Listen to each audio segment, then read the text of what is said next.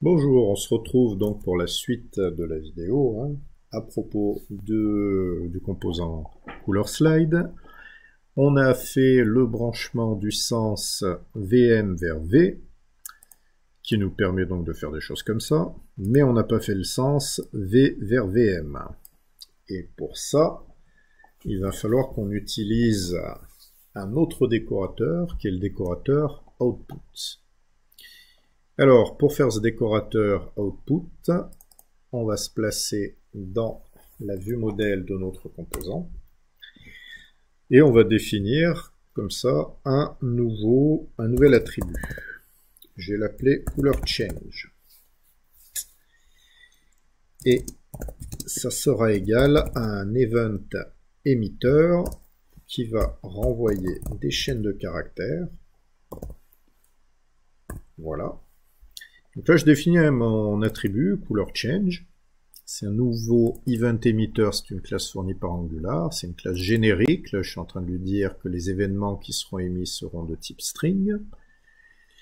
ColorChange, vous avez vu, je ne l'ai pas nommé n'importe comment. Je l'ai nommé couleur et suffixé par change. Je peux le nommer Toto si je veux, mon émetteur.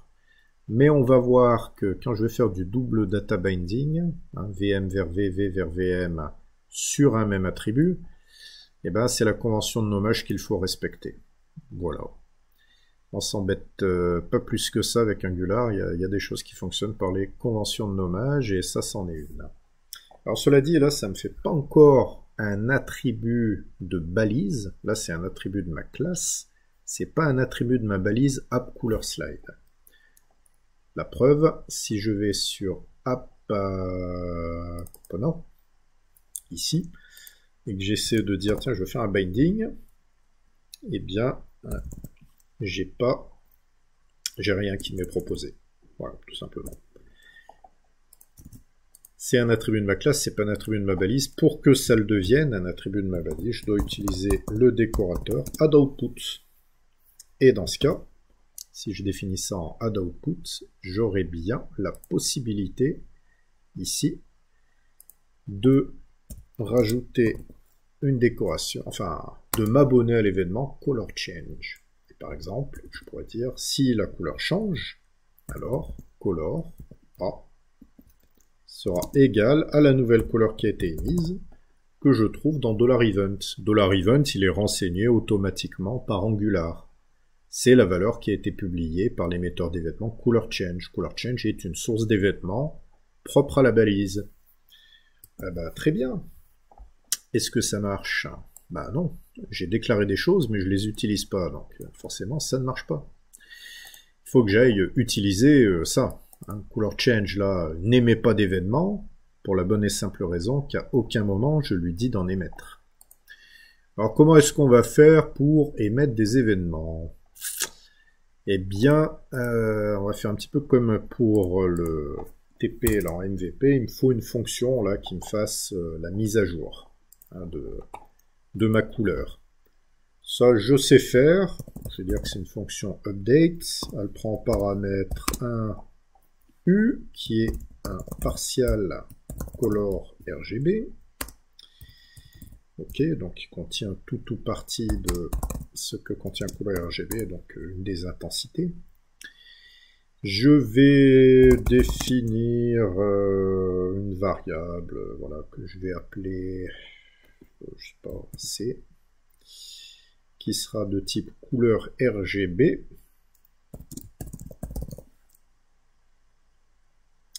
Sauf que c'est pas couleur RGB que je l'ai appelé, mais j'ai dû l'appeler color RGB. Le type color RGB, voilà. Et ça va être ma nouvelle couleur. Donc ma nouvelle couleur, bah, c'est l'ancienne. L'ancienne, je la trouve dans mon attribut calculé RGB, c'est l'attribut de ma classe, sur lequel bah, j'écrase les valeurs qui sont contenues dans U. Voilà, ça me fait une couleur. Cette couleur, je vais pouvoir la publier via ColorChange. Alors ColorChange, ce que ça vous offre, c'est un certain nombre de méthodes Voilà, vous envoyez un paquet. La méthode qu'on va utiliser nous, c'est la méthode emit. Vous avez vu, il y a aussi complete, il y a aussi... C'est des observables hein, qu'il y a derrière. Voilà, on va pas se cacher. Ce sont des observables hein, derrière. Ici, on va émettre une valeur. Alors, quelle valeur est-ce qu'on émet? On émet la valeur qu'on vient de calculer, la C. Sauf que C, c'est pas une valeur que je peux émettre, puisque ça, c'est un couleur RGB, donc il faut que je transforme C en code, couleur, et ça, j'avais une fonction qui le faisait, qui devait s'appeler RGB to code. Tout à fait. Hop. Donc, je calcule ma nouvelle couleur dans l'espace RGB, je la retraduis en code, et j'émets ce code. Et ce code, c'est bien une chaîne de caractères, et moi, c'est bien ce que je dois publier. Pas mal. Est-ce que ça va marcher? Non, parce que peut-être vous vous doutez que cette fonction update, personne ne l'appelle. Il faut que j'aille l'appeler, et ça va se passer donc dans la vue de mon composant. J'ai fait un binding vers les balises input avec ngModel. Il faut que je fasse un binding dans l'autre sens. ngModel change. Regardez d'ailleurs, vous avez l'explication là. ngModel change. Ils ont respecté la même chose. C'est ce qui vous permet de faire des double-way data binding avec les balises inputs. Donc, quand j'ai une mise à jour, je vais appeler update. Ici, il faut que je lui passe un partial color RGB. Je suis en train de mettre à jour le rouge avec une intensité qui sera celle de $event. Je vais vérifier que ça fonctionne déjà pour le rouge. Oui, ça fonctionne pour le rouge. Allez, avant d'aller plus loin, on va faire pareil pour le vert, en n'oubliant pas de préciser que c'est le vert. Et le bleu, en n'oubliant pas de préciser que dans ce cas c'est le bleu que je modifie. Et voyons un petit peu ce que j'ai. Je fais des modifications, ça met bien à jour. Lui il se met pas à jour. Les plus attentifs sauront me dire tout de suite pourquoi. Lui il est bien mis à jour. Alors, voilà, ça, je règle ma couleur de fond. Je vais mettre, je sais pas quoi, tiens, du vert. Un espèce de vert. Et pourquoi est-ce que lui ne met pas à jour la couleur? Tout simplement parce que je ne me suis pas abonné ici. Vous avez vu? Alors je vais m'abonner, mais contrairement à l'abonnement du dessus où je différencie le binding VM vers V d'une part et V vers VM, finalement, je capture l'événement d'autre part. Ici, je vais faire un double way data binding sur la couleur. Ce qui est exactement équivalent à écrire le code que j'ai écrit en dessus. C'est exactement ce que fait Angular. Si je fais ça, cette fois, ça marche. Tiens, tout à l'heure, j'avais une espèce de vert. Sur le vert, je sais pas, qu'est-ce que je peux écrire du rouge? Bon. Ah, c'est moche, hein. Hop, du bleu, du cyan. Oh, du vert, ça va pas le faire. Bon, une espèce de violet. Allez. Ok, vous pouvez donc comme ça essayer d'afficher du texte de mauvais goût, hein, au niveau des couleurs du moins. Voilà, on a fait les bindings dans l'autre sens. On a vu qu'on pouvait faire un double data binding. On commence à pouvoir faire des composants intéressants avec ça. Vous avez vu. Je récapitule. Nous, ce qu'on a envie, c'est de faire des composants qu'on puisse utiliser comme ça. En faisant un double way data binding là, pour le cas de la couleur, ou en différenciant le data binding VM vers V et V vers VM, avec d'une part voilà, d'autre part un abonnement aux événements.